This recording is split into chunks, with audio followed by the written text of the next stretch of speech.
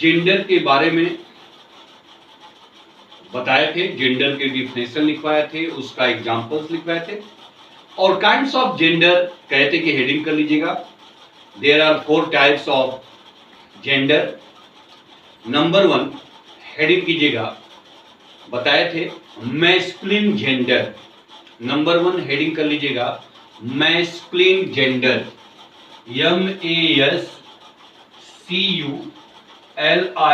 MASCULINE, masculine gender. ख्याल कीजिएगा, heading लिखिएगा। इसको हम हिंदी में पुल्लिंग कहते हैं। The noun which denotes male sex is called masculine gender.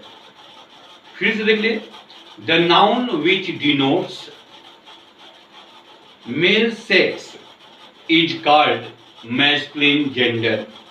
Examples में लिख लीजिएगा बॉय, फादर, ब्रदर इत्यादि etc।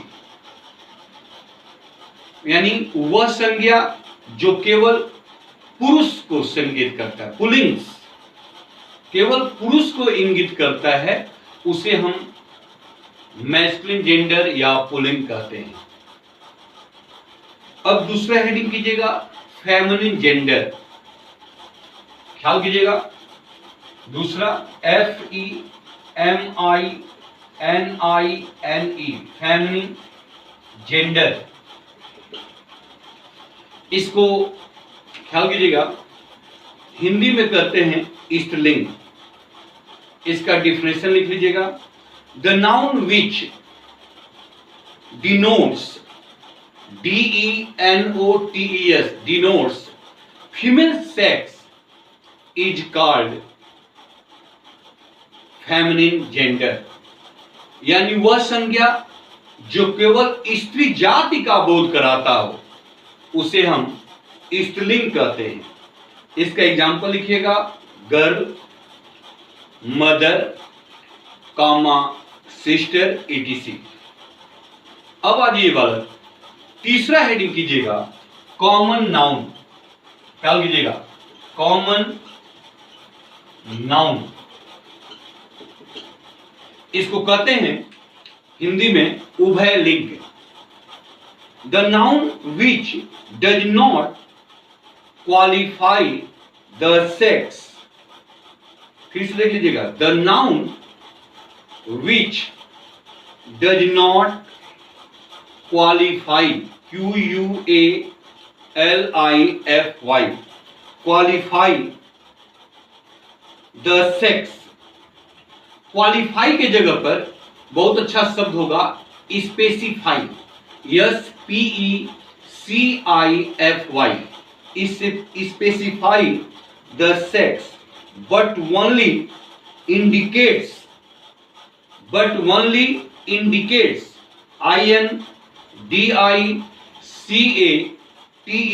indicates a living thing, LIVING, living thing is called common gender। फिर एक बार बोल रहे हैं बालक, देखिएगा, the noun which does not, हम बोले थे क्वालिफाई, लेकिन क्वालिफाई के जगह पर आप लोग लिखिएगा which does not specify, SPECIFY, specify the sex but only indicates a living thing, LIVING, living thing, THING, living thing is called common gender। जैसे baby, comma student, comma teacher etc। अब आ जाइए नंबर 4 में neuter gender, NEUTER, neuter gender, GENDER। Neuter gender माने होता है नपुंसक लिंग। ख्याल कीजिएगा, the noun which denotes a non living object और thing such sorry with life is called neuter gender. ख्याल कीजिएगा, द नाउन, फिर से देख लीजिएगा, the noun which denotes denotes denotes a non-living object, non-living non, ख्याल कीजिएगा non, बीच में हाइफन कीजिएगा living, non-living object, non-living object or thing thing with life is called neuter gender. ख्याल कीजिएगा, जैसे इसके अंदर दिखेगा ink pot, INKPOT ink pot, comma pen, comma table, ETC। अब आप लोगों को बालक कॉमन जेंडर उभयलिंग की हिंदी बता दे रहे हैं, जो बताए नहीं थे उसको समझिएगा कि वह नाउन जो किसी लिंग का संकेत न करता हो, वो स्त्रीलिंग है कि पुल्लिंग है, उसे हम उभयलिंग कहते हैं।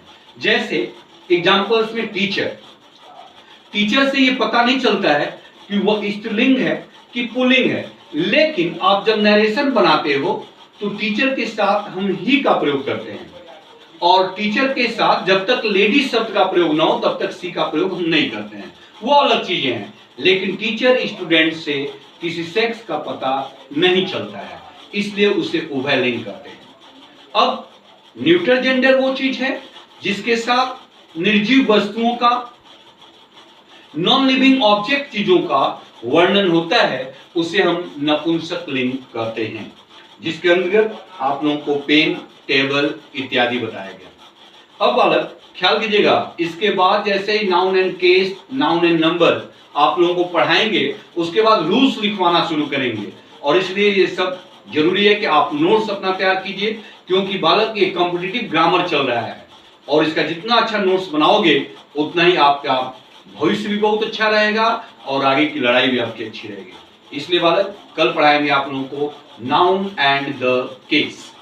अब कल पढ़ाएंगे, इसलिए आज यहीं पर, धन्यवाद।